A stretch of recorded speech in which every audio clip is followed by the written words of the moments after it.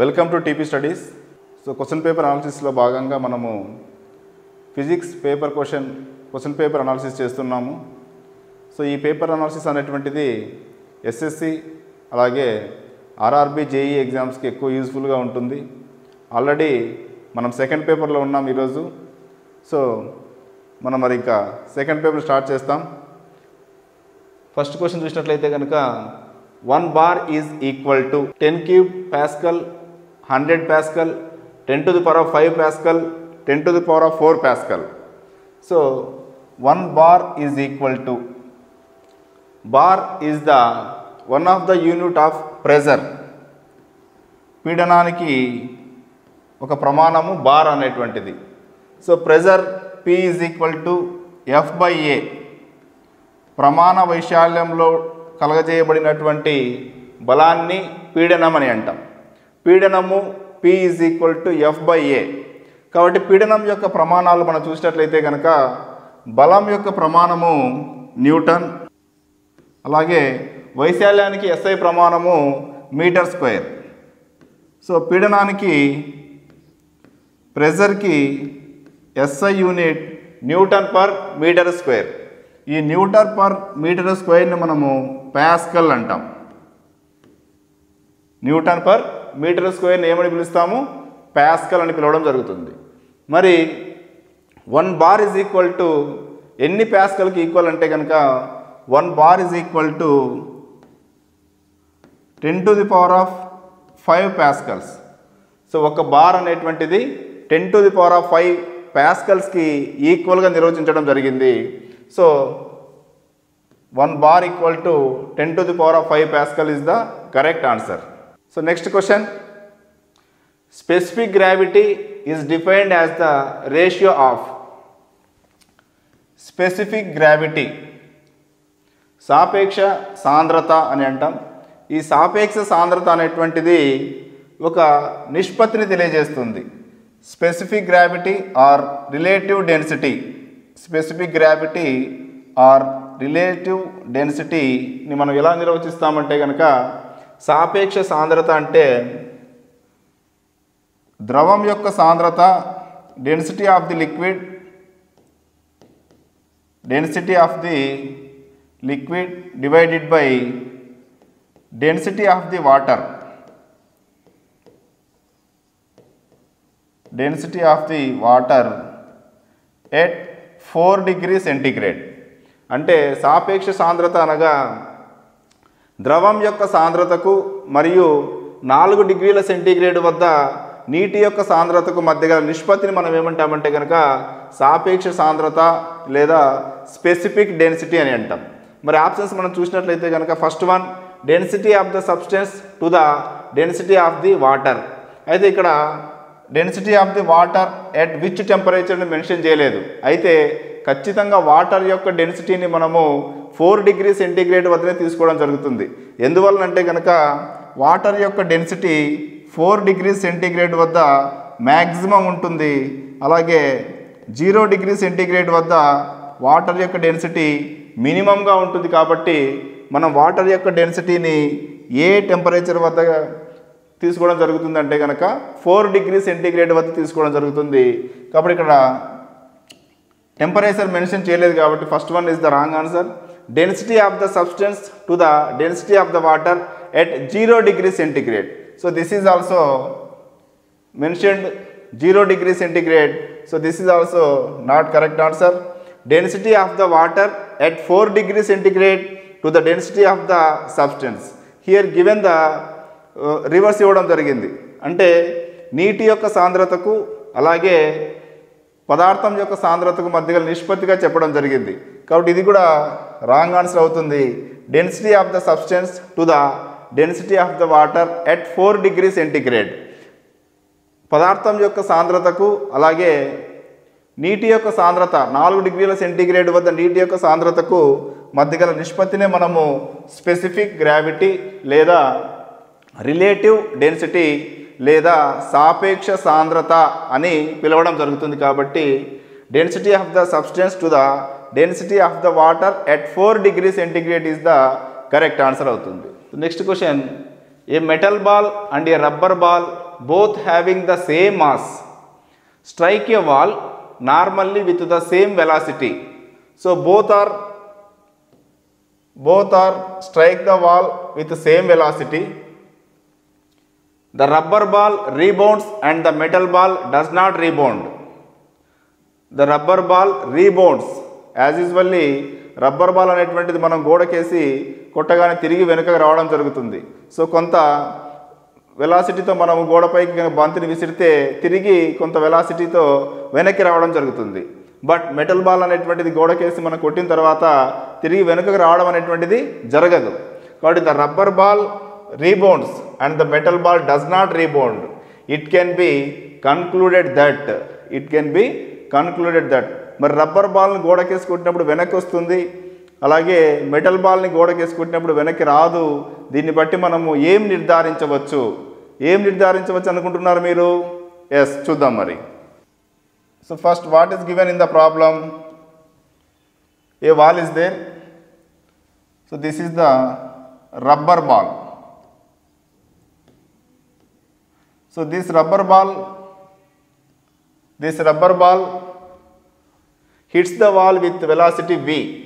V is the velocity, it is a vector quantity, so we represent v bar. ఈ rubber ball అనేటువంటిది v వేగంతో వచ్చి మనకు గోడను ఢీ కొట్టిందని అనుకుంటున్నాం.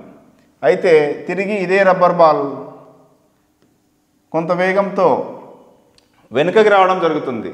కాబట్టి వెనక్కి వచ్చినటువంటి వేగాన్ని మనము v1 అనుకున్నట్లయితే కనుక రబ్బర్ బాల్ యొక్క initial velocity v. After hitting the wall the rubber ball velocity is v1 bar. వెనక్కి వచ్చినటువంటి రబ్బర్ బాల్ యొక్క వెలాసిటీని v1 అనుకుంటున్నాం. మరి ఇక్కడ what is the change of momentum. So change of momentum మనం ఐడెంటిఫై చేస్తే change of momentum equal to final momentum minus initial momentum. Final momentum minus initial moment gives the change of the momentum in rubber ball. So rubber ball యొక్క ద్రవ్య వేగంలో వచ్చేటటువంటి మార్పు ఏమవుతుందంటే కనుక rubber ball యొక్క తుది ద్రవ్యవేగము మైనస్ రబ్బర్ బాల్ యొక్క తొలి ద్రవ్యవేగాన్ని మనము తీసేసినట్లయితే కనుక we get the rubber ball యొక్క ద్రవ్యవేగంలో వచ్చేటువంటి మార్పు మనకు వస్తుంది. So PF, so this is the PF and this is the PI. ద్రవ్యవేగంలో రబ్బర్ బాల్ యొక్క తొలి ద్రవ్యవేగము పిఐ ఈజ్ ఈక్వల్ టు ద్రవ్యవేగము ద్రవ్యరాశి ఇంటూ వేగం, momentum is equal to mass into velocity. So mass is M given in the problem. So mass M అనుకుంటున్నాం మనము. ద్రవ్యవేగం ఏమవుతుంది? ఎం ఇంటూ వి. సో ద్రవ్యవేగంలో వచ్చేటువంటి మార్పు rate is equal to PF. ద్రవ్యవేగంలో వచ్చేటువంటి తుది మార్పు రేటు, ద్రవ్యవేగంలో వచ్చేటటువంటి తుది మార్పు తీసుకున్నట్లయితే కనుక పిఎఫ్ ఎంv1 మైనస్ మూమెంటం ఇనిషియల్ మూమెంటం ద్రవ్యరాశి M, velocity V. Velocity V అనేటువంటి సదిశ కాబట్టి మనం ఇక్కడ ఎం ఇంటూ మైనస్ విగా తీసుకుంటాం. So what we get? mv1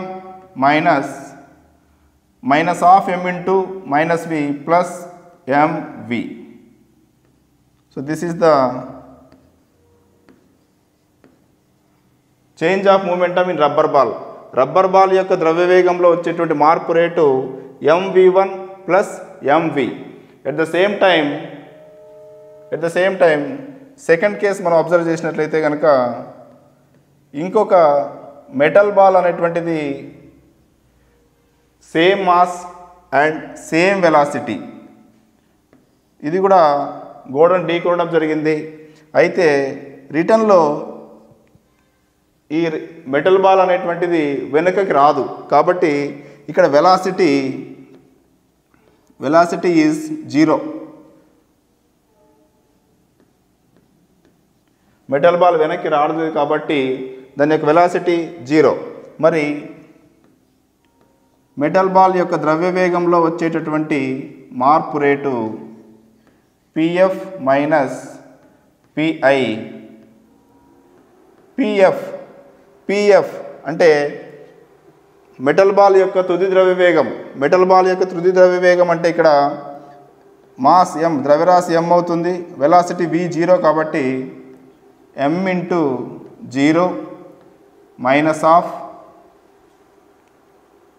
m into 0 minus తొలి ద్రవ్యవేగం m into v is the velocity v minus v. So m into 0 minus m into minus v mv. So metal ball యొక్క ద్రవ్యవేగంలో వచ్చేటువంటి మార్పు rate mv.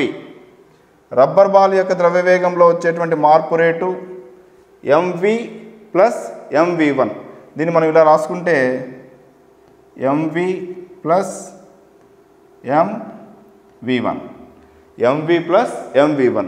So ఈ రెండింటిని మనం గమనించినట్లయితే కనుక రబ్బర్ బాల్ యొక్క ద్రవ్యవేగంలో వచ్చేటువంటి మార్పు rate mv plus mv1, metal ball యొక్క ద్రవ్యవేగంలో వచ్చే మార్పు rate mv.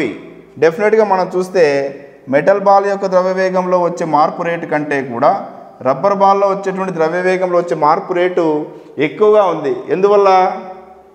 mv plus mv1 కాబట్టి అడిషనల్గా కొంత ద్రవ్యవేగం అనేటువంటిది ఇక్కడ కనిపిస్తుంది. కాబట్టి మనకు రబ్బర్ బాల్ యొక్క ద్రవ్యవేగంలో వచ్చేటటువంటి మార్పు rate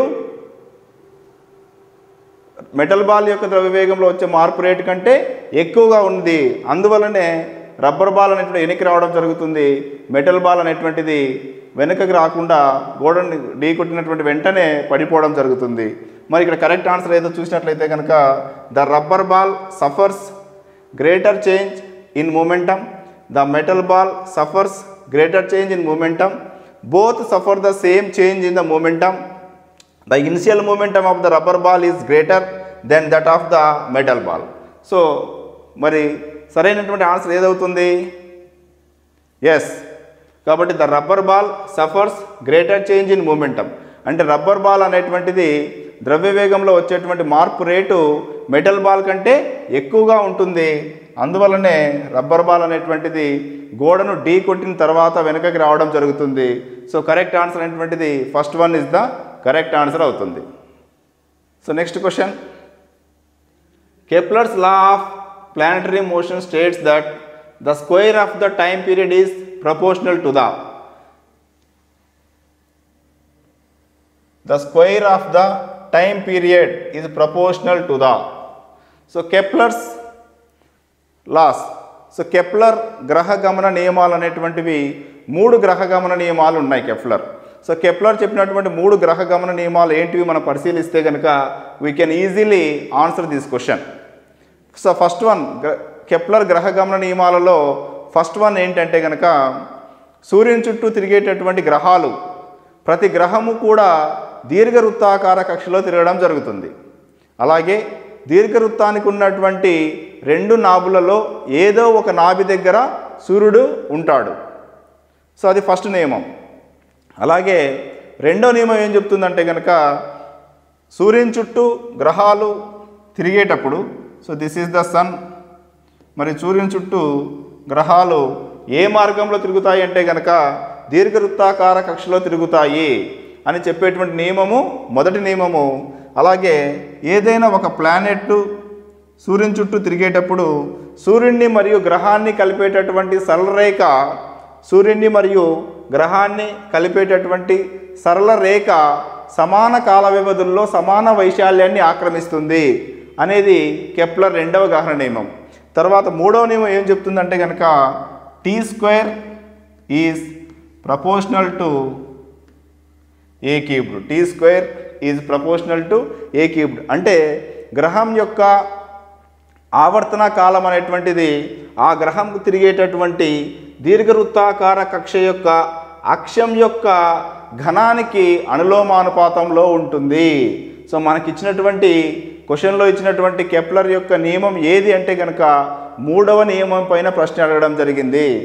Kepler's law of planetary motion states that the square of the time period is proportional to the square of the time period.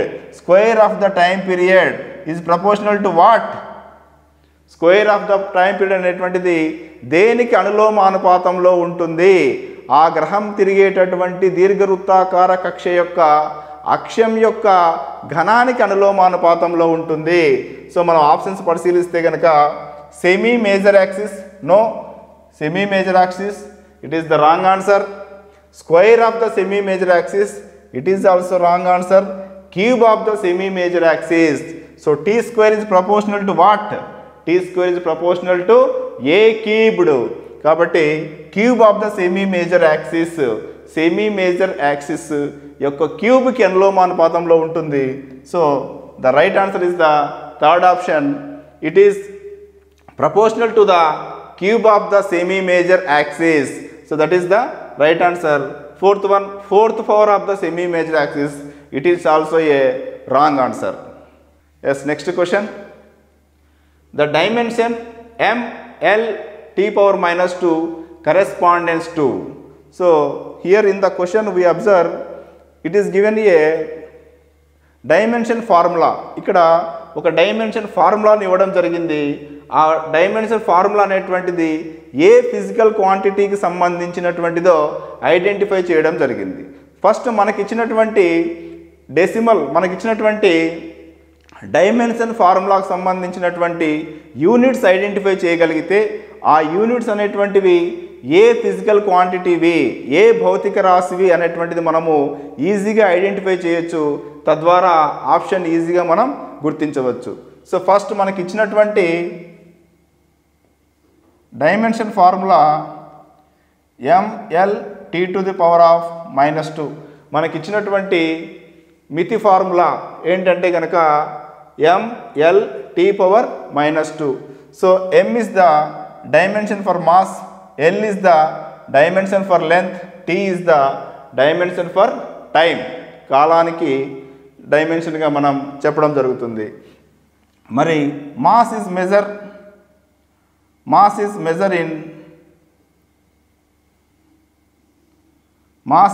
In kilograms. Length, పొడవు అనేటువంటిది మనకు మీటర్లలో కొలుస్తాం. అలాగే టైం, కాలాన్ని మనం దేంట్లో కొలుస్తాం? What is the SI unit for time? Time యొక్క SI unit ఏంటి? Yes, second.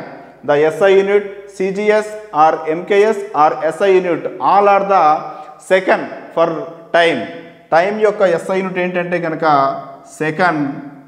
So second to the power of -2. దీన్ని మనం ఇలా కూడా రాసుకోవచ్చు. This can be written as kg metre per second square.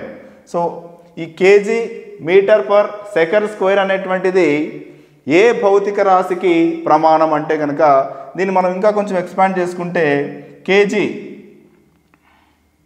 So this is the metre per second square. Metre per second square అంటే కనుక ఇది త్వరణానికి ప్రమాణంగా చెప్పడం జరుగుతుంది. త్వరణానికి SI ప్రమాణం ఏంటంటే కనుక మీటర్ పర్ సెకండ్ స్క్వేర్. యాక్సలరేషన్కి SI unit metre per second square. అలాగే kilogram is the unit for mass. Kilogram అనేటువంటిది ద్రవ్యరాశికి ప్రమాణంగా చెప్తాం. So what we get? m into a, m into a or ma is the formula for force. F is equal to ma. Newton రెండవ గమన నియమం ఏం చెప్తుందండి? F is equal to ma. F is equal to ma. Force is equal to mass into acceleration. So మనకిచ్చినటువంటి మితి ఫార్ములాను అనుసరించి మనం find out చేస్తే వచ్చినటువంటిది ఏంటంటే కనుక mass into acceleration. So mass into acceleration ఏ భౌతిక రాశిని సూచిస్తుందండి? ఎస్, బలము, ఫోర్స్ అనేటువంటి ఫిజికల్ క్వాంటిటీని సూచిస్తుంది. కాబట్టి mlt to the power of -2 is the dimension formula for force. దేనికి అది డైమెన్షన్ ఫార్ములా అవుతుందండి?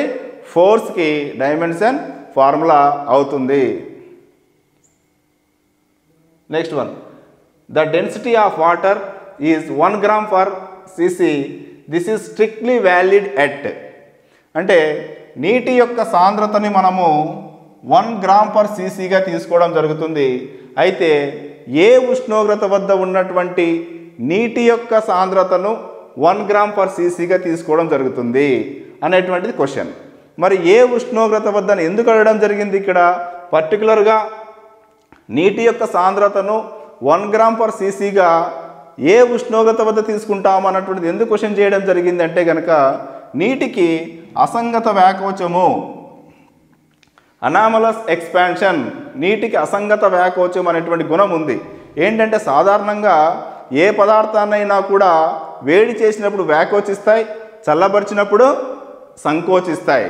అంటే హీట్ చేసినప్పుడు ఎక్స్పాండ్ అవుతాయి, అలాగే వాటిని కూల్ చేసినప్పుడు ఏమవుతాయంటే కనుక కాంట్రాస్ట్ కావడం జరుగుతుంది, సంకోచించడం జరుగుతుంది. అయితే వాటర్ అనేటువంటిది కొంత దీనికి భిన్నంగా ప్రవర్తించడం జరుగుతుంది. వాటర్ని 0 degree centigrade నుంచి 4 degree centigradeకి హీట్ చేసినట్లయితే కనుక ఏం చేస్తున్నామండి మనం ఇక్కడ 0 to 4 టెంపరేచర్ని పెంచుతున్నాం. అయితే ఇలా మనము ఉష్ణోగ్రతను పెంచినప్పటికీ కూడా వాటర్ ఎక్స్పాండ్ కావడానికి బదులుగా ఏం చేస్తుంది? వాటరు సంకోచిస్తుంది. అంటే వాల్యూమ్ ఏమవుతుంది? తగ్గుతుంది. అంటే 4 degrees centigrade వద్ద at 4 degrees centigrade water has the minimum volume. అంటే 4 degrees centigrade ఉష్ణోగ్రత వద్ద నీరు కనిష్ట ఘనపరిమాణాన్ని కలిగి ఉంటుంది. At the same time when we heat the water from 4 degrees to 0 degrees, 4 degrees centigrade నుంచి 0 degrees centigradeకి చల్లబరిచినప్పుడు మిగతా పదార్థాలన్నీ ఏమవుతాయండి? సంకోచిస్తాయి. కానీ వాటర్ ఏం చేస్తుందంటే కనుక వ్యాకోచిస్తుంది. అంటే నీటి యొక్క ఘనపరిమాణము పెరుగుతుంది. అంటే 0 degrees centigrade వద్ద 0 degrees centigrade వద్ద water has the maximum V, ఘనపరిమాణము మ్యాక్సిమం ఉంటుంది. 4 degrees centigrade వద్ద నీటి యొక్క ఘనపరిమాణము కనిష్టంగా ఉంటుంది. మరి డెన్సిటీ అంటే ఏంటండి? ఇక్కడ density is equal to m/v. Density సాంద్రత అంటే ద్రవ్యరాశి డివైడెడ్ బై ఘనపరిమాణము. సాంద్రత అనేటువంటిది ద్రవ్యరాశి కాన్స్టెంట్గా ఉంటుంది కాబట్టి సాంద్రత ఏ అంశం మీద ఆధారపడి ఉంటుంది? ఘనపరిమాణం మీద ఆధారపడి ఉంటుంది. అది కూడా ఎలా ఉంటుంది? Density is inversely proportional to V. అంటే ఘనపరిమాణం పెరిగితే సాంద్రత తగ్గుతుంది, ఘనపరిమాణం తగ్గితే సాంద్రత పెరుగుతుంది. కాబట్టి 4 degrees centigrade వద్ద ఘనపరిమాణం మినిమం ఉంటుంది కాబట్టి డెన్సిటీ ఎలా ఉంటుంది? 4 degrees centigrade వద్ద డెన్సిటీ నీటి యొక్క సాంద్రత మ్యాక్సిమంగా ఉంటుంది. అది ఎంత ఉంటుందంటే కనుక 1 gram per cc ఉంటుంది. కాబట్టి నీటి యొక్క సాంద్రత ఏ ఉష్ణోగ్రత వద్ద గరిష్టంగా ఉంటుంది అంటే కనుక 4 degrees centigrade వద్ద నీటి యొక్క సాంద్రత గరిష్టంగా ఉంటుంది. మరియు ఎంత ఉంటుంది ఆ సాంద్రత? 1 gram per cc. 1 gram per ccని మనం ఈజీగా అర్థం చేసుకోవడానికి చిన్న ఎగ్జాంపుల్ చెప్పుకోవచ్చు. What is that example? Yes, when we take 1 liter of water, 1 liter water తీసుకున్నట్లయితే కనుక ఎగ్జాక్ట్లీ 1 liter వాటర్ ఎంత వెయిట్ ఉంటుంది అంటే కనుక ఎగ్జాక్ట్లీ 1 kilogram ఉంటుంది. 1 liter నీరు కరెక్ట్గా ఎంత బరువు ఉంటుందంటే 1 kg బరువు ఉంటుంది. అదే మిగిలినటువంటి లిక్విడ్స్ అయినటువంటి ఆయిల్స్, సన్ఫ్లవర్ ఆయిల్ కానివ్వండి, గ్రౌండ్ నట్ ఆయిల్ కానివ్వండి, మిగతా ఏ ఆయిల్స్ అయినా తీసుకుంటే 1 liter ఆయిల్ కేజీ కంటే తక్కువ ఉంటుంది. అప్రాక్సిమేట్లీ 946 grams అలా ఉంటుంది. వై? బికాస్ ఎందుకంటే వాటి యొక్క సాంద్రత 1 gram per cc కంటే తక్కువ. అంటే నూనెల యొక్క సాంద్రత నీటి సాంద్రత కంటే తక్కువగా ఉంటుంది. సో మనకి ఇక్కడ ఇచ్చినటువంటి క్వశ్చన్కి సంబంధించినటువంటి ఆన్సర్ మనకు వచ్చేసిందండి. ఎస్, వచ్చేసింది. ఏంటి? The density of the water is 1 gram per cc. This is strictly valid at which temperature? Yes, 4 degrees centigrade. Why? ఎందుకు 4 degrees centigrade the water has the minimum volume, కనిష్ట ఘన పరిమాణాన్ని కలిగి ఉండి గరిష్ట సాంద్రతను కలిగి ఉంటుంది. ఆ గరిష్ట సాంద్రతని మనము 1 గ్రామ్ పర్ సీసీగా తీసుకుంటున్నాం. కాబట్టి ఆన్సర్ ఏమవుతుంది? 4 డిగ్రీ సెంటిగ్రేడ్ అనేటువంటిది ఆన్సర్ అవుతుంది. Yes, next one. The speed of light in air is. So this is very basic question. మనకు లైట్కి సంబంధించినటువంటి లెసన్లో మనకు వచ్చేటువంటి వెరీ మినిమం బేసిక్స్లో ఉన్నటువంటి క్వశ్చన్ అడగడం జరిగింది. ఇక్కడ the speed of the light in air is, అంత మాత్రాన మనం దీన్ని తక్కువగా అంచనా వేయకూడదు.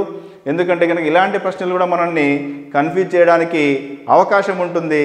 ఎస్పెషల్లీ మనము ఆన్సర్స్ ఐడెంటిఫై చేసేటప్పుడు యూనిట్స్ దగ్గర ఖచ్చితంగా ఇక్కడ తప్పు చేసేటువంటి అవకాశం ఉంటుంది. కాబట్టి క్వశ్చన్ చూస్తూనే ఇట్ ఈస్ వెరీ ఈజీ అనేటువంటి ఇది మన మైండ్లో కలుగుతుంది. బట్ ఎట్ దట్ టైం మనం ఆ ఈజీ క్వశ్చన్ కూడా లూజ్ అవ్వకుండా కరెక్ట్గా ఆన్సర్ పెట్టాలి అంటే కనుక ఆప్షన్స్ని కేర్ఫుల్గా గమనించాల్సి ఉంటుంది. So the speed of the light air is in air, ఎయిర్లో గాలిలో కాంతి యొక్క వేగము ఎంత? కాంతి యొక్క వేగం ఎంత అంటే కనుక మనకు తెలుసు 3 × 10⁸ 10⁸8 యూనిట్స్ ఏంటి? 3 × 10⁸8 మీటర్స్ పర్ సెకండా, సెంటీమీటర్ పర్ సెకండా, కిలోమీటర్ పర్ సెకండా? ఇక్కడే మనం కన్ఫ్యూజ్ అవ్వడానికి ఎక్కువ అవకాశం ఉంటుంది. 3 × 10⁸8 metres per second, metres per second అంటే ఒక సెకండ్కి కాంతి గాలిలో ఎంత వేగంతో ప్రయాణం చేస్తుంది అంటే కనుక 3 × 10⁸8 metres per second. So where is the correct option?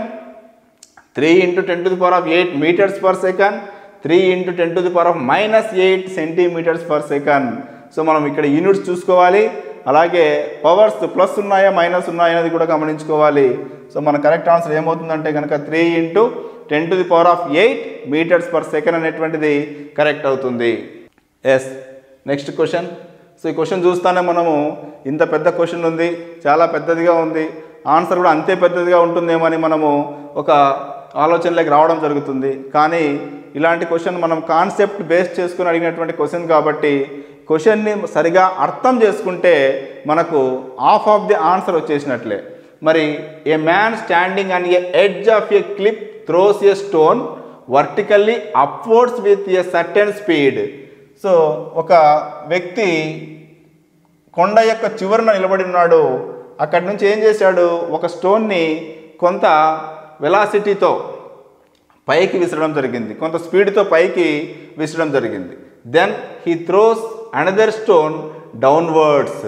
అలాగే కిందికి కూడా ఒక స్టోన్ని వదలడం జరిగింది విత్ ద సేమ్ స్పీడ్. అంటే పైకి ఎంత స్పీడ్తో అయితే రాయిని విసరడం జరిగిందో అంతే స్పీడ్తో కిందికి కూడా, అతను ఉన్నటువంటి ప్లేస్ నుంచి కిందికి కూడా అంతే స్పీడ్తో ఒక రాయిని వదిలాడు. Find the ratio of the speeds of the 2 stones. పైకి విసిరినటువంటి రాయికి అలాగే అక్కడి నుంచి కిందికి వదిలినటువంటి రాయికి మధ్య ఉన్నటువంటి ఆ రెండింటి యొక్క స్పీడ్స్ యొక్క రేషియో, రెండింటి యొక్క వాటి యొక్క రేషియోని మనం ఇక్కడ ఫైండ్ అవుట్ చేయాలి. Speeds of the 2 stones when they hit the ground. ఎప్పుడు గ్రౌండ్ని టచ్ అయ్యేటప్పుడు ఆ రెండింటి యొక్క స్పీడ్స్ యొక్క రేషియో ఎంత అనేటువంటిది మనం ఇక్కడ ఫైండ్ అవుట్ చేయాలి. మరి దీనికి మనం ఒక చిన్న క్వశ్చన్ అర్థం చేసుకోవడానికి ఒక పిక్టోరియల్గా వెళ్ళినట్టయితే కనుక ఈజీగా ఐడెంటిఫికేషన్ చేసుకోవచ్చు. సో ఇది ఒక కొండ చర్య చివర అనుకుంటే కనుక ఇక్కడి నుంచి మరి దీన్ని మనము పిక్టోరియల్గా వెళ్ళినట్టయితే పటం వేసుకొని కనుక అనాలిసిస్ చేసుకున్నట్లయితే కనుక ఆన్సర్ని ఈజీగా ఐడెంటిఫై చేయొచ్చు. మరి ఈ కొండ చివర నుంచున్నటువంటి వ్యక్తి ఒక రాయిని పైకి విసరడం జరిగింది. మరి అతను పైకి విసిరినటువంటి వేగాన్ని, తొలి వేగాన్ని u అనుకుంటున్నాం. అలాగే ఎట్ ద సేమ్ టైం ఇంకొక రాయిని సేమ్ వెలాసిటీతో, అంతే వడితో, అంతే వేగంతో కిందికి వదలడం జరిగింది. అంటే u వేగంతో ఒక వస్తువుని పైకి విసరడం జరిగింది. అట్ ద సేమ్ టైం అంతే స్పీడ్తో మరొక వస్తువుని కిందికి వదలడం జరిగింది. అంటే పైకి వెళ్ళేటువంటి వస్తువు యొక్క వేగం u, కిందికి వస్తున్నటువంటి వస్తువు యొక్క వేగం కూడా u. మరి దీన్ని మనం గ్రౌండ్గా అనుకుంటే మరి ఈ కిందికి వదిలినటువంటి వస్తువు ఏమవుతుందంటే నేరుగా కిందికి ప్రయాణం చేసి భూమిని తాకడం జరుగుతుంది.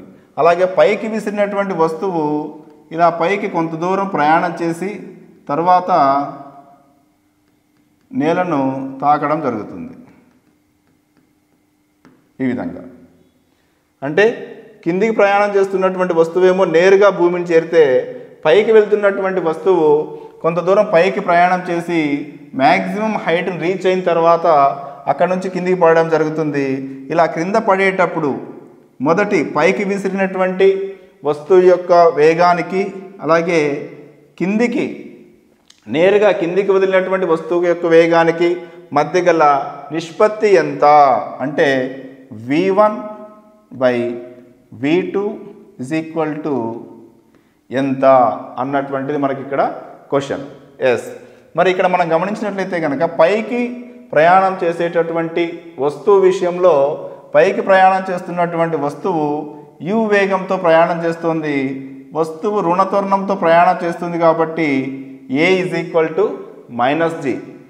ఈ వస్తువు ఎప్పుడైతే గరిష్ట ఎత్తును చేరుతుందో మ్యాక్సిమం హైట్ను చేరిన తర్వాత ఆ వస్తువు యొక్క వెలాసిటీ ఎంత అవుతుందంటే కనుక 0. గరిష్ట ఎత్తు వద్ద తుది వేగం 0, వెలాసిటీ v అనేటువంటిది 0 అవుతుంది. మరి ఇక్కడ వస్తువును పైకి విసిరినటువంటి తొలి వేగం ఎంతో మనం ఐడెంటిఫై చేస్తే కనుక తొలి వేగం v u + at సూత్రం నుంచి v. సో మ్యాక్సిమం హైట్ చేరింది కాబట్టి 0, initial velocity u plus a. What is the a value? -g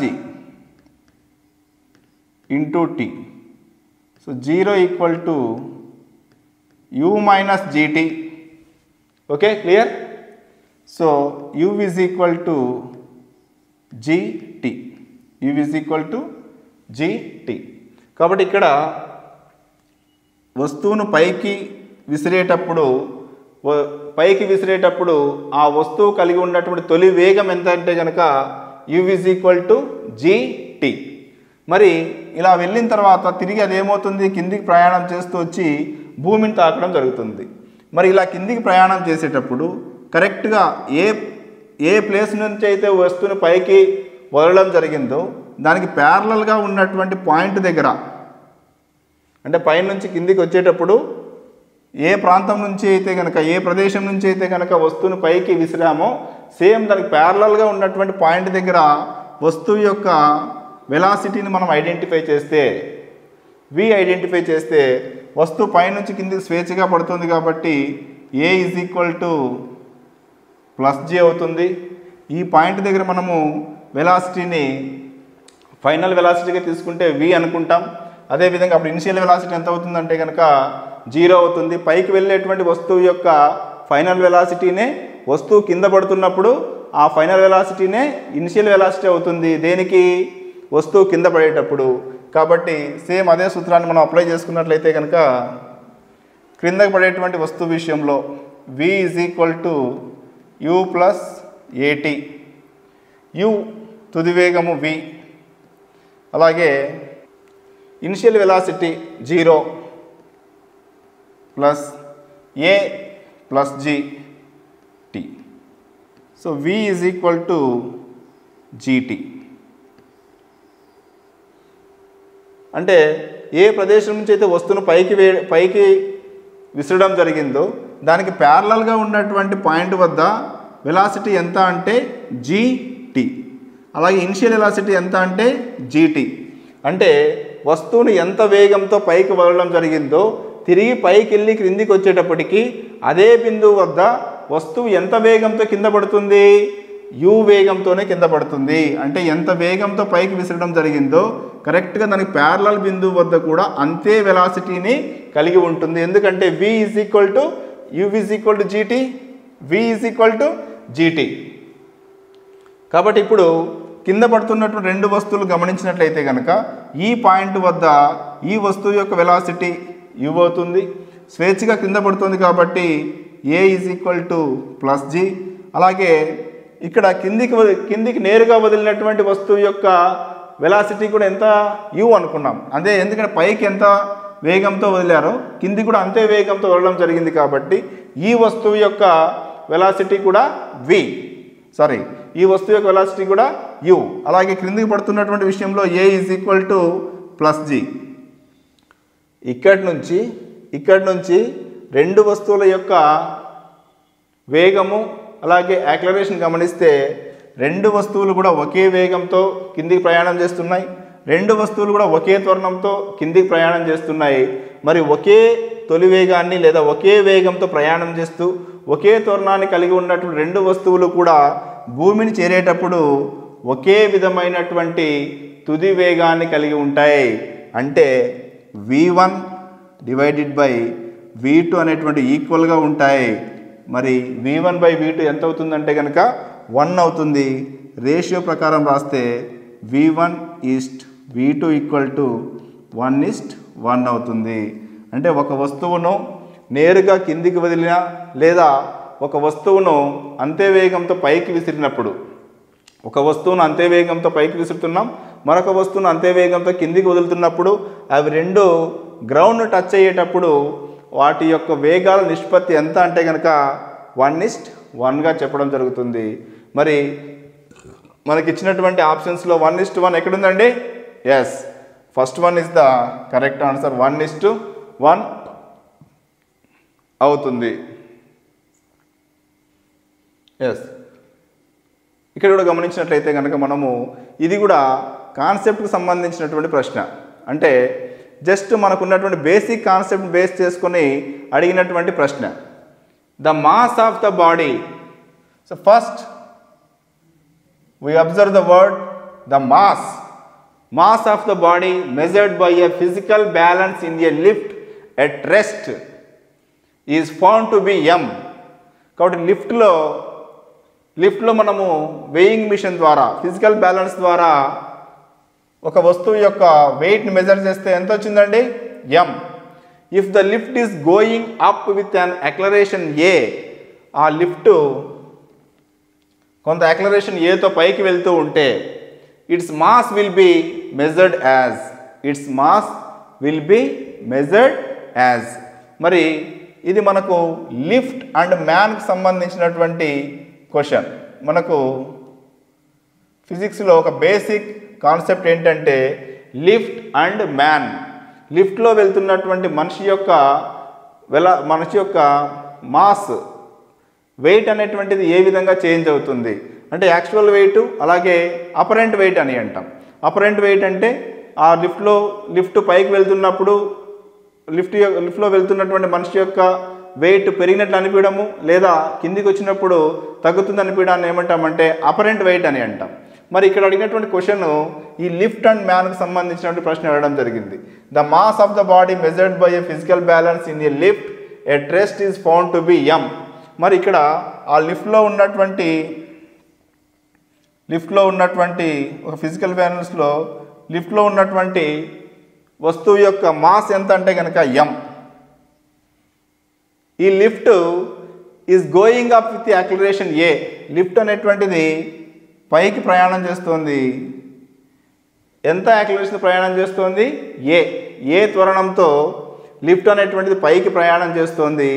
అయితే the mass will be measured as, అలా పైకి ప్రయాణం చేస్తున్నటువంటి లిఫ్ట్లో ఉన్నటువంటి వస్తువు యొక్క ద్రవ్యరాశి ఎంత ఉంటుంది? ఇక్కడ జాగ్రత్తగా గమనించాలి. అడిగినటువంటిది ఏంటి? లిఫ్ట్ ఏ త్వరణంతో పైకి వెళ్తూ ఉంటే యాక్లరేషన్ ఏతో పైకి ప్రయాణం చేస్తూ ఉంటే లిఫ్ట్లో ఉన్నటువంటి వస్తువు యొక్క ద్రవ్యరాశి మాస్ అడగడం జరిగింది. మనకు తెలుసు మాస్ అనేటువంటిది వస్తువు యొక్క ద్రవ్యరాశి అనేటువంటిది విశ్వంలో ఎక్కడైనా కూడా కాన్స్టెంట్గా ఉంటుంది. Mass does not change due to the g value. So acceleration due to the గురుత్వ త్వరణం g విలువ పైన ద్రవ్యరాశి అనేటువంటిది ఆధారపడి ఉండదు. అంటే త్వరణం మీద ద్రవ్యరాశి అనేటువంటిది ఆధారపడి ఉండదు. కాబట్టి వస్తువు లిఫ్ట్ అనేటువంటిది యాక్లరేషన్ ఏతో పైకి వెళ్తూ ఉన్నా, లేదా యాక్లరేషన్ ఏతో కిందికి పోతూ ఉన్నా, లేదా రెస్ట్లో ఉన్నా, లేదా లిఫ్ట్కున్నటువంటి రోప్ కట్ చేస్తే అప్పుడు ఏమవుతుందండి, లిఫ్ట్ స్వేచ్ఛగా కిందకి పడుతుంది. ఆ సందర్భంలో అయినా కూడా అందులో ఉన్నటువంటి వస్తువు యొక్క ద్రవ్యరాశి అనేటువంటిది మారదు. ఎందుకు? వస్తువు యొక్క ద్రవ్యరాశి అనేటువంటిది g విలువ మీద ఆధారపడి ఉండదు, అంటే గురుత్వ త్వరణం మీద ఆధారపడదు. కాబట్టి లిఫ్ట్ అనేటువంటిది పైకి వెళ్తూ ఉన్నా, లేదా కిందకి వస్తూ ఉన్నా, లేదా రెస్ట్లో ఉన్నా కూడా దాని యొక్క మాస్ ఎంత ఉంటుంది? ఎంత ఉంటుందండి? ఎస్, దాని యొక్క మాస్ m. అంటే దాని యొక్క ఒరిజినల్ మాస్ ఎంత ఉందో, దాని యొక్క యాక్చువల్ మాస్ ఎంత ఉందో, మామూలుగా ఉన్నటువంటి ద్రవ్యరాశి ఎంత ఉందో, లిఫ్ట్లో పైకి వెళ్ళేటప్పుడైనా కిందికి వచ్చేటప్పుడైనా కూడా దాని యొక్క ద్రవ్యరాశి అంతే ఉంటుంది, ఎంగానే ఉంటుంది. Next, the dimension formula for universal gravitational constant is. So the universal gravitational constant, Newton విశ్వగురుత్వాకర్షణ స్థిరాంకం యొక్క మితి ఫార్ములా ఏంటి? న్యూటన్ విశ్వగురుత్వాకర్షణ స్థిరాంకం యొక్క డైమెన్షన్ ఫార్ములా అడగడం జరిగింది ఇక్కడ. So the relation between the acceleration due to gravity and the universal gravitational constant, గురుత్వ త్వరణం gకి న్యూటన్ విశ్వగురుత్వాకర్షణ స్థిరాంకం gకి మధ్య ఉన్నటువంటి సంబంధం తెలిసినట్లయితే కనుక మనకు ఇక్కడ ఉన్నటువంటి క్వశ్చన్కి మనం ఆన్సర్ అంటే మితి ఫార్ములాని ఈజీగా ఐడెంటిఫై చేయొచ్చు. కాబట్టి g మరియు gకి మధ్య ఉన్నటువంటి సంబంధం ఏంటంటే కనుక g is equal to gm/r². g is equal to gm/r². m అంటే భూమి యొక్క ద్రవ్యరాశి, r అనేటువంటిది భూమి యొక్క వ్యాసార్థం. m is the mass of the earth and r is the radius of the earth. ఇక్కడ మనకు కావాల్సింది ఏంటండి? g, క్యాపిటల్ G, న్యూటన్ విశ్వగురుత్వాకర్షణ స్థిరాంకం g is equal to gr²/m. gr²/m. మరి g యొక్క గురుత్వ త్వరణం gకి యూనిట్స్ ఏంటివంటే కనుక మీటర్/సెకండ్². సో త్వరణానికి ఏ యూనిట్స్ ఉన్నాయో అలాగే గురుత్వ త్వరణం g కూడా సేమ్ యూనిట్స్ మీటర్/సెకండ్². r అనేటువంటిది వ్యాసార్థం. వ్యాసార్థం అంటే అది కూడా పొడవును తెలియజేస్తుంది. కాబట్టి వ్యాసార్థానికి యూనిట్స్ ఏంటివి అంటే కనుక మీటర్². అలాగే m అంటే మాస్, ద్రవ్యరాశికి కిలోగ్రామ్. సో ఇవి మనము యూనిట్స్ రాసుకున్నాం. మరి ఇప్పుడు వీటికి డైమెన్షన్ ఫార్ములాస్ రాసుకున్నట్లయితే కనుక m అంటే మీటర్స్. మీటర్స్ అంటే దేనికి? మీటర్ అనేటువంటిది ఏ భౌతిక రాశికి ప్రమాణం? మీటర్ అనేటువంటిది ఏ భౌతిక రాశి యొక్క SI ప్రమాణం? Yes, length. సో లెంత్ యొక్క డైమెన్షన్ ఫార్ములా ఏంటి? L. అలాగే సెకండ్ స్క్వేర్ అనేటువంటిది టైం, కాలానికి SI ప్రమాణం కాబట్టి second square means t². m means metres. Metre is the SI unit for length కాబట్టి మీటర్² అంటే కనుక వచ్చేటటువంటి డైమెన్షన్ ఫార్ములా ఏంటి? L² divided by kilogram. Kilogram is the unit for mass కాబట్టి కిలోగ్రామ్కి డైమెన్షన్ ఫార్ములా మనం ఏం రాసుకుంటామంటే కనుక mగా రాసుకుంటాం. దీన్ని మనం ఒక ఆర్డర్లో రాసుకున్నట్లయితే కనుక అంటే mని పైకి తీసుకొని వస్తే m⁻⁻1 అలాగే L/t² into L². So L into L² L³ and t⁻⁻2 అంటే 1/t తీసుకొని ఏం చేసాం? పైకి తీసుకొని వస్తే కనుక t⁻⁻2 అవుతుంది. So what is the dimension formula for universal gravitational constant, universal gravitational constant. Newton విశ్వగురుత్వాకర్షణ స్థిరాంకానికి డైమెన్షన్ ఫార్ములా ఏమవుతుంది? m⁻⁻1 L³ T⁻⁻2. మరి ఆప్షన్స్లో మనము ఈ ఫార్ములా ఎక్కడుంది ఐడెంటిఫై చేస్తామా? ఎస్, ఎక్కడుందండి? 4th option m⁻⁻1 L³ T⁻⁻2. That is the correct answer. It is very basic question. Already మనము చాలాసార్లు డిస్కస్ చేసినటువంటిది. ఇట్ కాన్సెప్ట్ బేస్ చేసుకుని ఉన్నటువంటి ప్రశ్న ఇది. Rocket works on the principle of. So rocket అనేటువంటిది ఏ సూత్రం ఆధారంగా పనిచేయడం జరిగింది? మరి ఇటువంటి చిన్న ప్రశ్నలు కూడా, చిన్న తక్కువ స్థాయి ఉన్న ప్రశ్నలు అడగడం జరుగుతుంది అప్పుడప్పుడు. ఎందుకంటే మనకున్నటువంటి సింపుల్ కాన్సెప్ట్ మీద ఎంత మటుకు అవగాహన ఉంది అన్నటువంటిది టెస్ట్ చేసేదానికోసం క్వశ్చన్ పేపర్లో ఇలాంటి క్వశ్చన్స్ కూడా మనకు కనిపిస్తూ ఉంటాయి. అయినప్పటికీ కూడా మనము జాగ్రత్త దీనికి ఆన్సర్ చేయాల్సి ఉంటుంది. మరి rocket works on the principle of. Rocket ఏ నియమం ఆధారంగా పనిచేస్తుంది? ఏ నియమం ఆధారంగా పనిచేస్తుందండి రాకెట్? ఎస్, మన రాకెట్ని ప్రయోగించగానే ఆకాశంలోకి దూసుకొని పోతుంది. ఎట్ ద సేమ్ టైం ఆకాశంలో వెళ్ళేటప్పుడు మనం గమనించినట్లయితే కనుక రాకెట్ యొక్క వెనక భాగం నుండి, నాజిల్ నుండి చాలా వేగంగా వాయువులు కిందికి రావడం జరుగుతుంది. వాయువులు ఎంత వేగంతో అయితే కిందికి వస్తాయో అంతే బలాన్ని రాకెట్ మీద ప్రయోగించడం వలన రాకెట్ పైకి వెళ్ళడం జరుగుతుంది. మనం స్విమ్మింగ్ చేసేటప్పుడు మన చేతులతో వాటర్ని ఏం చేస్తాం? మనము వెనక్కి నెట్టడం జరుగుతుంది. At the same time water కూడా మనల్ని ఏం చేస్తుంది? ఆపోజిట్ డైరెక్షన్లో మనం ముందుకు నెట్టడం జరుగుతుంది. సో వెనక్కి నెట్టడం అనేది చర్య అయితే, మనం ముందుకు వెళ్ళడం అనేటువంటిది ప్రతిచర్య.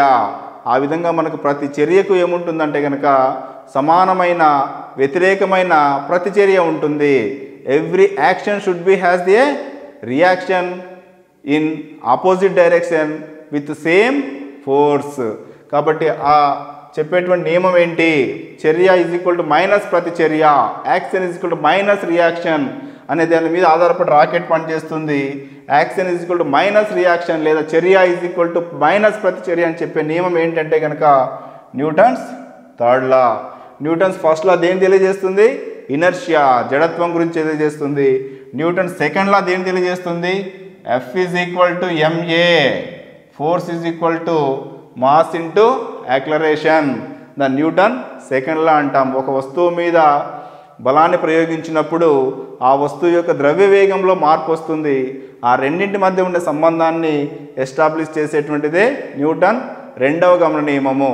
ఒక వస్తువు యొక్క ద్రవ్య వేగంలో వచ్చే మార్పు రేటు ఆ వస్తువు మీద ప్రయోగించబడినటువంటి బలానికి అనులోమానుపాతంలో ఉంటుంది అని చెప్పేటువంటి నియమమే న్యూటన్ సెకండ్ లా.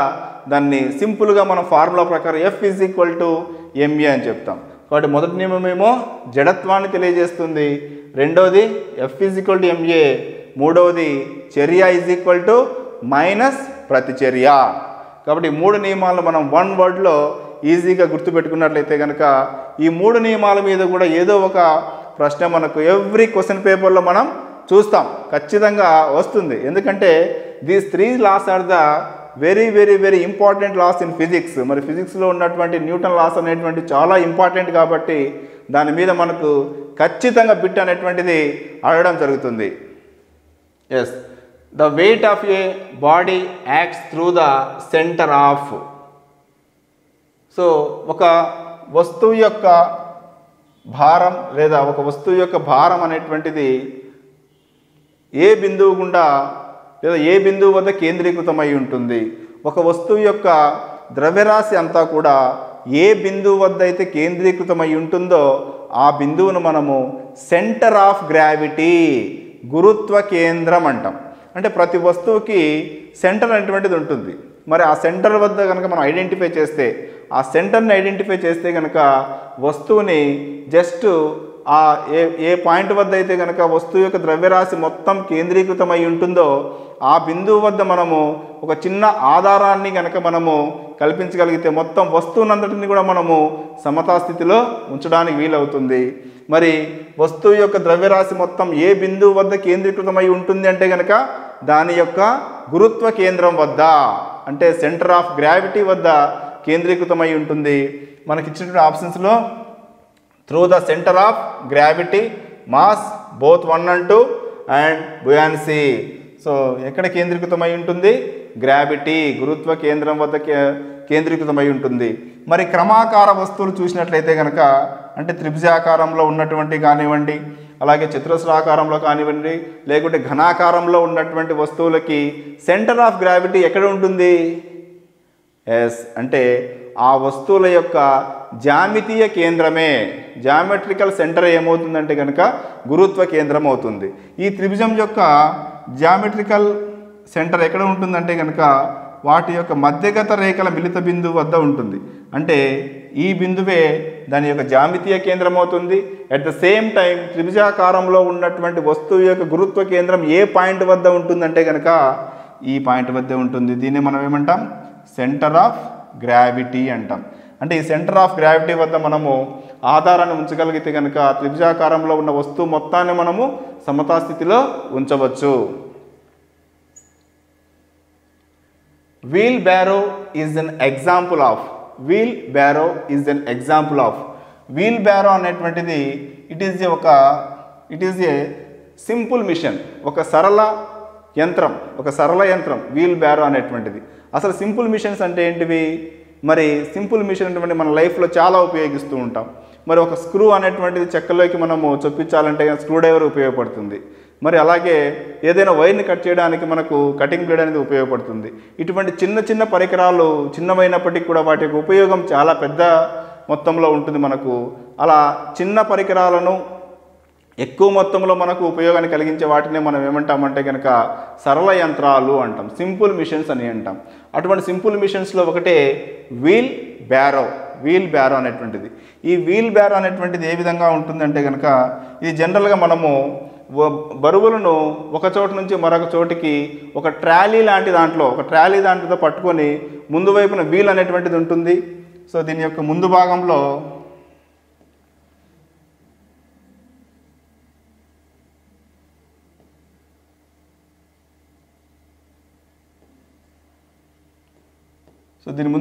వీల్ ఉంటుంది. వెనక వైపున మనము పట్టుకోవడానికి వీలుగా ఒక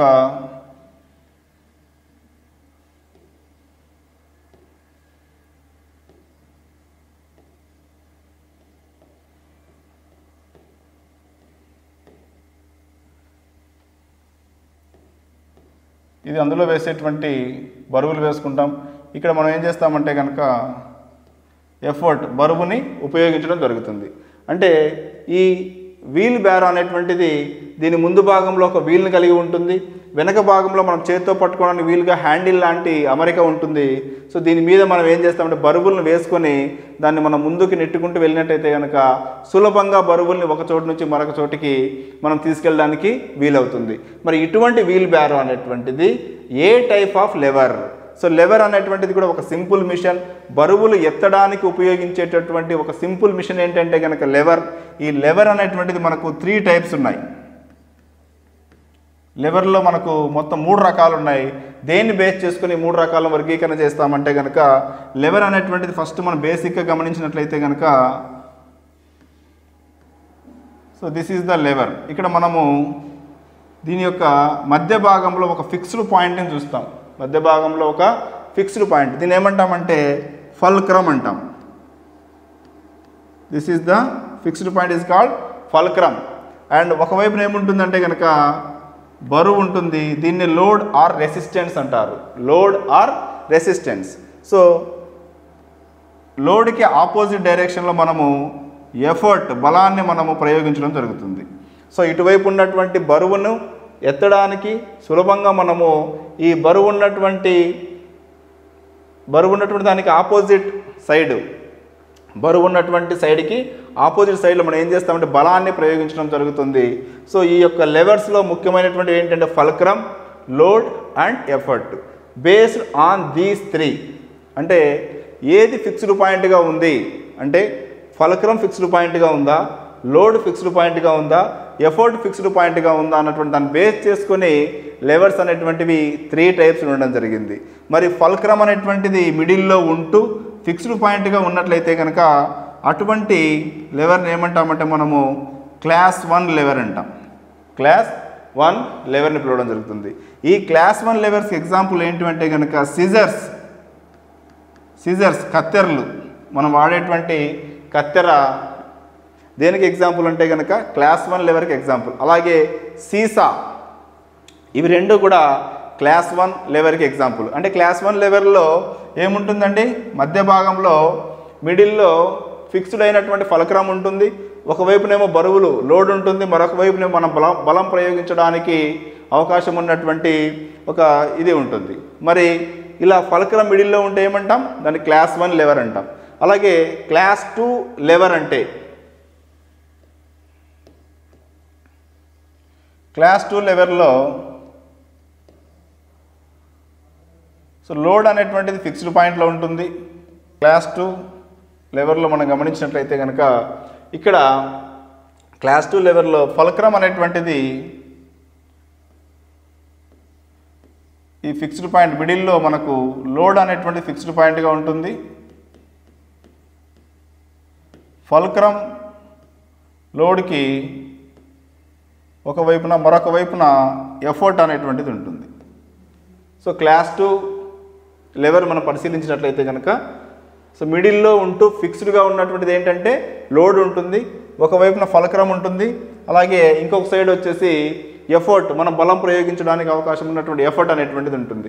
మరి వీల్ బ్యారో గమనించినట్లయితే కనుక ఫిక్స్డ్ పాయింట్ అంటే వీల్, లోడ్ ఎక్కడ ఉంటుంది, సెంటర్లో ఉంటుంది, రెండో వైపు ఏం చేస్తున్నాం, ఎఫర్ట్ ప్రయోగిస్తున్నాం. అంటే వీల్ బ్యారోను పరిశీలించినట్లయితే కనుక మిడిల్లో లోడ్ ఉంటుంది, అలాగే ఫిక్స్డ్ పాయింట్ అయినటువంటి ఫల్క్రమ్ అనేటువంటిది వన్ సైడ్ ఉంది, అనదర్ సైడ్ ఎఫర్ట్ అనేటువంటిది ఉంటుంది. మరి మధ్య భాగంలో ఫిక్స్డ్గా ఉన్నటువంటిది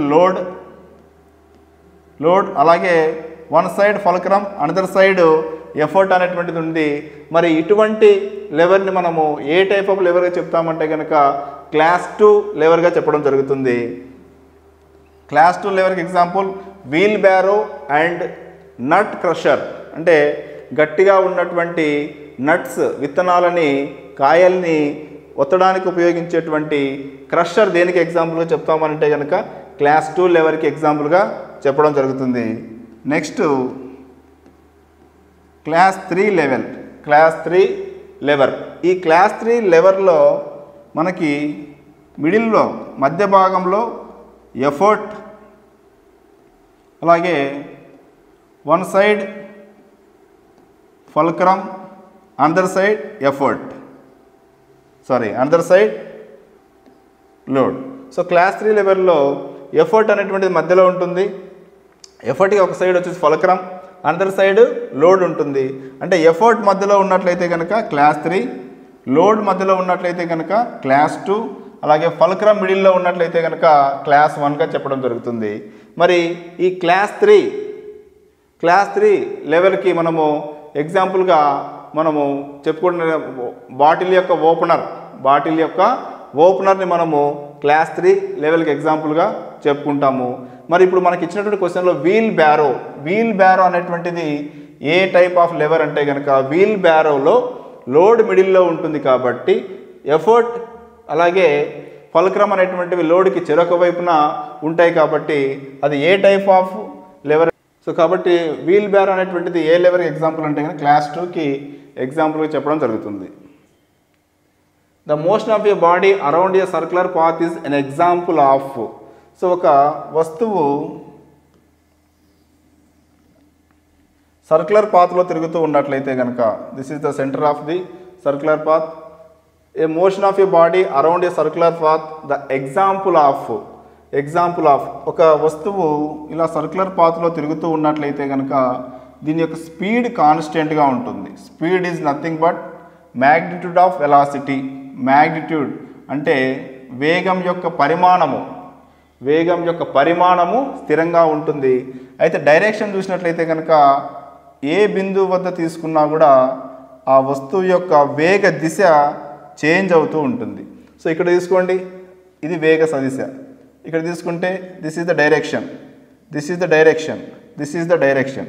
అంటే ఈ వృత్తాకార మార్గంలో తిరుగుతున్నటువంటి వస్తువు విషయంలో వస్తువు యొక్క స్పీడ్ లేదా వేగం యొక్క పరిమాణం స్థిరంగా ఉంటుంది, కానీ దిశ మాత్రం మారుతూ ఉంటుంది. కాబట్టి ఈ విషయంలో స్పీడ్ అనేటువంటిది కాన్స్టెంట్, కానీ వెలాసిటీ అనేటువంటిది చేంజ్ అవుతూ ఉంటుంది. స్పీడ్ కాన్స్టెంట్గా ఉంటుంది, వెలాసిటీ అనేటువంటిది చేంజ్ అవుతూ ఉంటుంది. Speed is constant but velocity is changed. మరి ఆప్షన్ చూస్తే కనుక uniform velocity, variable acceleration. So uniform velocity ఉండదు, velocity will be changed. Uniform speed, uniform velocity. Speed యూనిఫామ్గా ఉంటుంది కానీ వెలాసిటీ యూనిఫామ్గా ఉండదు. కాబట్టి second option wrong. Uniform speed, variable velocity. అంటే స్పీడ్ యూనిఫామ్, స్పీడ్ కాన్స్టెంట్గా ఉంటుంది, అలాగే వెలాసిటీ అనేటువంటిది వేరియబుల్గా ఉంటుంది. కాబట్టి వృత్తాకార మార్గంలో తిరుగుతున్నటువంటి వస్తువు యొక్క స్పీడ్ కాన్స్టెంట్, దిశ మారడం వలన వేగం యొక్క వెలాసిటీ కూడా ఏమవుతుంది, చేంజ్ అవుతుంది. కాబట్టి మన కరెక్ట్ ఆన్సర్ ఏదవుతుందంటే కనుక third one is the right answer అవుతుంది. Uniform speed, uniform acceleration. So ఇది కూడా మనకు యూనిఫామ్ యాక్లరేషన్ ఉండదు, ఎందుకంటే వెలాసిటీ చేంజ్ అవుతుంది కాబట్టి ఆటోమేటికల్లీ యాక్లరేషన్ కూడా చేంజ్ అవుతుంది. యూనిఫామ్ యాక్లరేషన్ ఉండడం అనేటువంటిది జరగదు. Flywheel is an important part of a steam engine because it accelerates the speed of the engine, helps the engine in keeping the speed uniform, decreases the moment of inertia, gives strength to the engine. So flywheel అనేటువంటిది ఈ steam ఇంజన్లో, ఆవిరి యంత్రంలో ఒక ముఖ్యమైనటువంటి పరికరం. ఈ flywheel ఏం చేస్తుందంటే కనుక భ్రమణ శక్తిని నిల్వ ఉంచుకుంటుంది. భ్రమణ శక్తిని నిల్వ ఉంచుకోవడమే కాకుండా ఫ్లైవీల్కి ఒక గమన జడత్వాన్ని కలిగి ఉంటుంది. గమన జడత్వాన్ని కలిగి ఉండడం ద్వారా అది ఆవిరి యంత్రంలో తిరిగేటటువంటి భ్రమణం యొక్క వేగాన్ని కాన్స్టెంట్గా ఉంచడానికి ఉపయోగపడుతుంది. కాబట్టి ఫ్లైవీల్ అనేటువంటిది గమన జడత్వాన్ని కలిగి ఉండి అక్కడ ఉన్నటువంటి తిరుగుతున్నటువంటి యంత్రాల యొక్క స్పీడ్ని కాన్స్టెంట్గా తిరిగేటట్లు, యూనిఫామ్గా తిరిగేటట్లు చేస్తుంది. మరి ఇక్కడ ఉన్నటువంటి ఆన్సర్స్ పరిశీలిస్తే కనుక మనకు helps the engine in keeping speed uniform.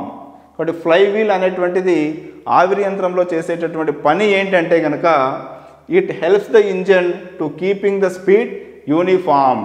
Engine అనేటువంటిది స్థిరవడితో భ్రమణం చేయడానికి, స్థిరవడితో తిరగడానికి హెల్ప్ చేస్తుంది. కాబట్టి ఆన్సర్ ఆప్షన్ 2 అవుతుంది. Relative humidity is expressed as. Relative హ్యూమిడిటీని మనం ఎలా ఎక్స్ప్రెస్ చేస్తాం? Relative humidity, the formula of relative humidity అనేటువంటిది చూసినట్లయితే కనుక actual water vapour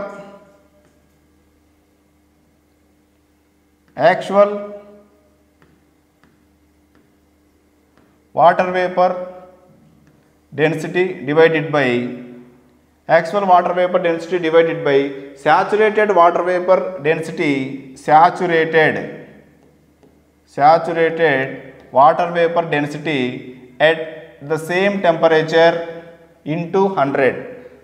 Relative humidity అంటే actual water vapor density divided by saturated water vapor density at the same temperature into 100.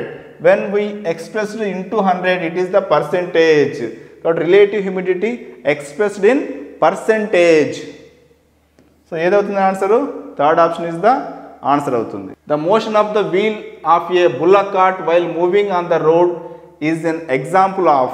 So bullock cart road పైన వెళ్తూ ఉంటే కనుక ఆ bullock cart యొక్క వీల్ యొక్క మోషన్, బుల్లక్ కార్ట్ యొక్క వీల్ యొక్క మోషన్ ఏంటి అంటే దాని యొక్క ఎటువంటి చలనము. బుల్లక్ కార్ట్ మనం గమనిస్తే కనుక ఈ చక్రం అనేటువంటిది తన చుట్టూ తాను తిరుగుతూ ఉంటుంది, అలాగే రోడ్డు మీద ముందుకు కూడా పోతూ ఉంటుంది. అంటే ఈ చక్రం యొక్క మూమెంట్ మనం గమనించినట్లయితే కనుక ఇలా ముందుకు ప్రయాణం చేస్తూ ఉంటుంది, అలాగే ఈ డైరెక్షన్లో తన చుట్టూ తాను కూడా తిరుగుతూ ఉంటుంది. మరి ఈ చక్రం తన చుట్టూ తాను తిరుగుతూ ఉంటుంది అంటే కనుక it has a rotatory motion. So ముందుకు ప్రయాణం చేస్తుంది అంటే కనుక రేఖీయ చలనాన్ని కలిగి ఉంటుంది. దాన్ని మనం ట్రాన్స్లేటరీ మోషన్ అని అంటాం. కాబట్టి రెండు రకాలైన చలనాలు ఉంటాయి. One is translatory motion, another one is rotatory motion. మరి మనకు ఆప్షన్ గమనించినట్లయితే కనుక translatory motion and rotatory motion is the right answer. If both the mass and velocity of a body is increased to twice of their magnitude, the kinetic energy will be increased by. Here what is given? Mass and the velocity of the body increased to twice of their magnitude. ద్రవ్యరాశి మరియు వేగం రెండూ కూడా రెండింతలైనట్లయితే కనుక twice అయితే kinetic energy అనేటువంటిది ఎంత increase అవుతుంది? So kinetic energy KE equal to half mv square, half mv square. ఇక్కడ కైనెటిక్ ఎనర్జీ అనేటువంటిది mv ద్రవ్యరాశి మరియు వేగం v మీద డిపెండ్ అయి ఉంటుంది కాబట్టి మనకి ఇచ్చిన ప్రాబ్లంలో మాస్ అండ్ వెలాసిటీ డబల్ అయినట్లయితే కనుక, సో మాస్ అనేటువంటిది అలాగే వెలాసిటీ v డబల్ అయితే mass m1 is equal to 2m అవుతుంది, v1 is equal to 2v అయినట్లయితే కనుక మరి కైనెటిక్ ఎనర్జీ ఎన్ని రెట్లు పెరుగుతుంది? మరి KE1 అంటే పెరిగిన తర్వాత కైనెటిక్ ఎనర్జీ మనము రాసుకున్నట్లయితే half m1 v1 square, that is equal to half, what is m1? 2m into v1. What is v1? అంటే వస్తువు యొక్క వేగం ఎన్ని రెట్లు పెరిగిందన్నారు మనకు ప్రాబ్లంలో? 2v కాబట్టి 2v square, that is equal to half into 2m into 2v square, 4v square, 4v square, that is equal to 2 into 4 8 into half mv square, that is equal to 8 into what is half mv square? Half mv is nothing but kinetic energy KE. So mass and velocity double అయిన తర్వాత kinetic energy అనేటువంటిది ముందున్నటువంటి గతి శక్తికి ఎన్ని రెట్లు అవుతుంది? KE1 is equal to 8 into KE, 8 times అవుతుంది. If the mass and velocity twice, the kinetic energy will be 8 times will be increased. Two bodies kept at a certain distance feel a gravitational force F to each other. If the distance between them is made double the former distance, the force will be. So ఇక్కడ మనకి ఇచ్చినటువంటిది రెండు వస్తువులు r దూరంలో ఉన్నట్లయితే కనుక వాటి మధ్య ఉన్నటువంటి force, two bodies kept a certain distance feel gravitational force F అనేటువంటిది గ్రావిటేషనల్ ఫోర్స్ అనేటువంటిది. So the mass of the first object m1, second object is m2.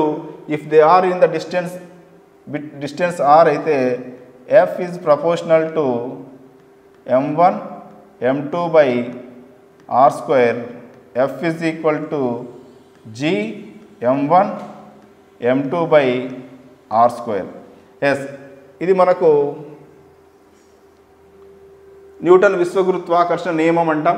So మనకి ఇచ్చిన ప్రాబ్లం చూస్తే కనుక if the distance between them is made double the former distance, the force will be. ముందున్నటువంటి ఆర్ని double చేస్తే అంటే R ఉన్నప్పుడు F is equal G m1 m2 by R square అయితే ఇక్కడ ఉన్నటువంటి వస్తువుల యొక్క మాస్ ఏం మారలేదు, కానీ ఆర్ని ఏం చేశారు ఇక్కడ డబల్ చేయడం జరిగింది.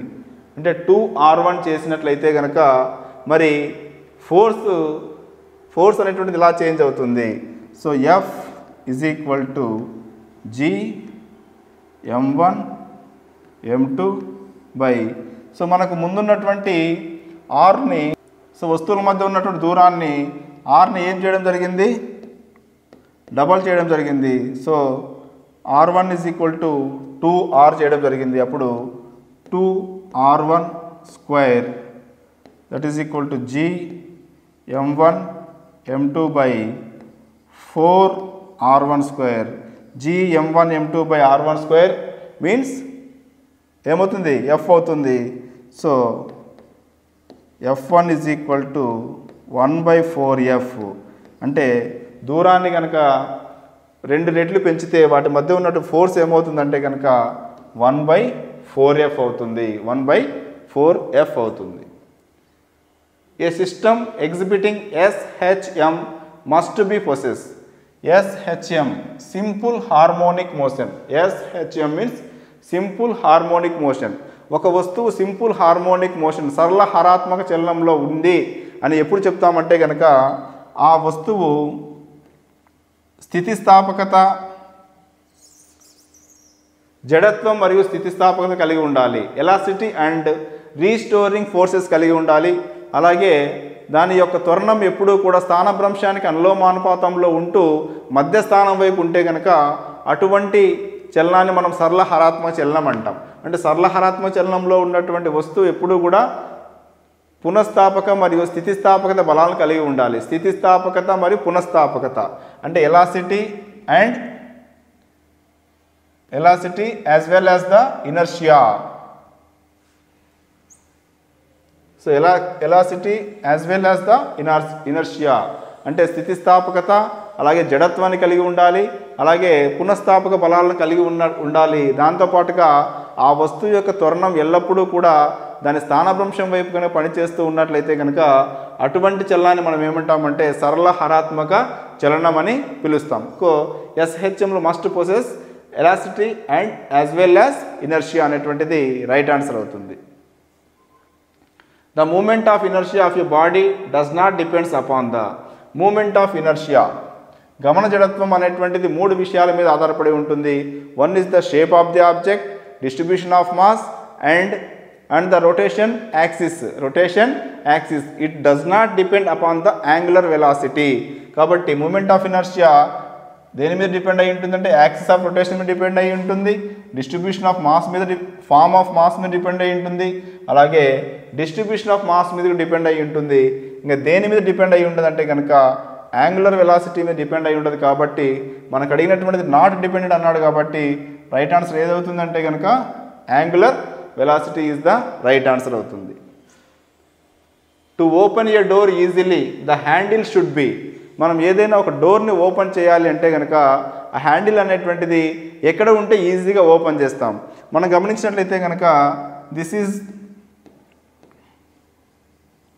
ఇది టార్క్ను బేస్ చేసుకుని అడిగినటువంటి క్వశ్చన్. టార్క్ బలభ్రామకము is equal to force into distance. బలభ్రామకం అనేటువంటిది బలము మరియు లంబ దూరాల యొక్క లబ్ధానికి సమానం. మరి ఒక వస్తువు మీద మనము సులభంగా ఓపెన్ చేయాలంటే కనుక టార్క్ అనేటువంటిది బలభ్రామకం అనేటువంటిది తక్కువ బలాన్ని ప్రయోగించి మనము ఈజీగా ఓపెన్ చేయడానికి, ఇక్కడ బలం అనేటువంటి తక్కువ ఉపయోగించాలంటే కనుక డిస్టెన్స్ అనేటువంటిది ఎక్కువ ఉండాలి. సో ఎంత డిస్టెన్స్ ఎక్కువ ఉంటే కనుక మనం ఈజీగా మ్యాక్సిమం డిస్టెన్స్ ఉన్నప్పుడు ఆ తలుపును మనం ఈజీగా ఓపెన్ చేయవచ్చు. కాబట్టి హ్యాండిల్ అనేటువంటిది ఎక్కడ ఉండాలి అంటే కనుక హింగ్స్కి దగ్గరలో ఉండాలన్నా హింగ్స్కి దూరంగా ఉండాలంటే కనుక డిస్టెన్స్ ఎక్కువ అయితే కనుక టార్క్ అనేది తక్కువ అవుతుంది, సులభంగా మనం ఓపెన్ చేయడానికి వీలవుతుంది. కాబట్టి ఇక్కడ డిస్టెన్స్ అనేటువంటిది ఎక్కువ ఉండాలి. హ్యాండిల్కి మరియు కీలుకి అంటే హింగ్స్కి మరియు హ్యాండిల్కి మధ్య డిస్టెన్స్ ఎక్కువ ఉంటే కనుక మనం ఈజీగా డోర్ని ఓపెన్ చేయవచ్చు. ఒకసారి ఆప్షన్స్ పరిశీలిస్తే near the hinges, away from the mid point opposite to the hinges, in the middle, none of the this. So హింగ్స్కి దగ్గరలో కాదు, away from the mid point opposite to the hinges ఇది కూడా కాదు, in the middle point no. So what is the right answer ఇక్కడ? None of the above, none of these. అంటే ఎక్కడ ఉండాలి యాక్చువల్గా maximum distance from the hinges అనేటువంటిది right answer ఉండాలి, కానీ అది ఇవ్వలేదు కాబట్టి నన్ ఆఫ్ దిస్ అనేటువంటిది కరెక్ట్ ఆన్సర్ అవుతుంది.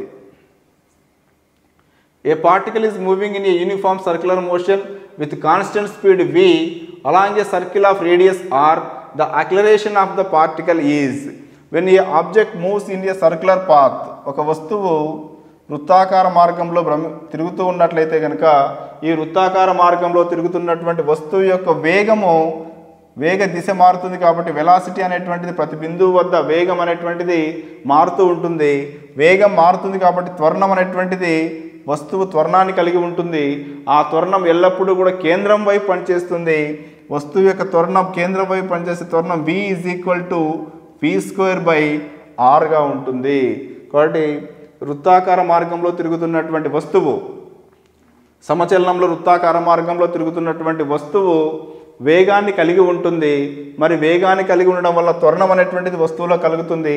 ఆ త్వరణం ఎప్పుడు కూడా ఎటువైపు పనిచేస్తూ ఉంటుందంటే కేంద్రకం వైపు పనిచేస్తుంది. కేంద్రం వైపు పనిచేస్తున్నట్టు త్వరణం ఎంత అంటే v²/r.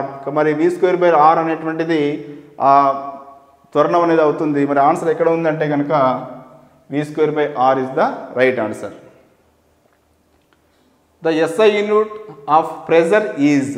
సో మనం ఇందాక చెప్పుకున్నట్లు pressure P is equal to F/A. So the SI unit for F is newton and SI unit for area is metre square. Newton per metre square is the SI unit for pressure. This newton for metre square set to be pascal. దీన్నే మనము ప్యాస్కల్గా చెప్పడం జరుగుతుంది. మనం డైరెక్ట్గా answer ఇచ్చారు Newton for metre square అనేటువంటిది. కాబట్టి SI unit for pressure is Newton for metre square. An object covers distance in which is directly proportional to the square of the time its acceleration is. An object covers distance which is the directly proportional to the square of the time. So distance అనేటువంటిది s is proportional to square of the time. s is proportional to t square అయినట్లయితే కనుక its acceleration is, దాని యొక్క త్వరణం ఏమవుతుంది అనడం జరిగింది. So ఇక్కడ s is proportional to t square. When we remove the proportionality symbol, s is equal to kt square. s is equal to kt square. We know that velocity v is equal to ds/dt. అంటే వస్తువు యొక్క స్థానభ్రంశంలో వచ్చే మార్పు రేటును మనం ఏమంటామంటే వేగం అంటాం. Derivational of ds/dt that is equal to d into s is kt square. d into kt square divided by dt that is equal to k 2k into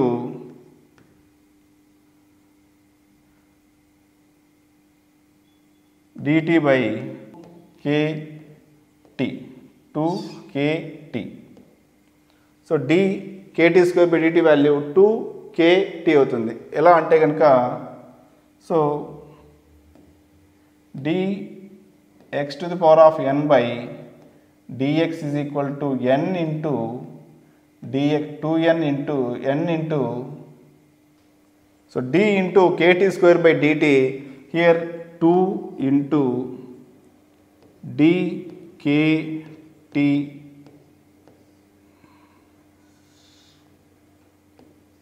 2kt అవుతుంది.